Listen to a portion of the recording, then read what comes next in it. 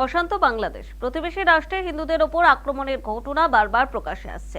এই পরিস্থিতিতে ওপার বাংলা থেকে এপার বাংলায় চলে আসতে চাইছেন সংখ্যালঘুরা। এই আবহে বারাসতে বেশ কিছু হোটেল মালিকদের সিদ্ধান্ত, ওপার থেকে এপারে আসা বাংলাদেশের নাগরিকদের ঘর ভাড়া না দেবেন না তারা। শুক্রবার সকালে বারাসতের বিভিন্ন গেস্ট হাউসগুলিতে বাংলাদেশিদের থাকতে না দেওয়ার আবেদন জানালেন বারাসতের সাধারণ মানুষ।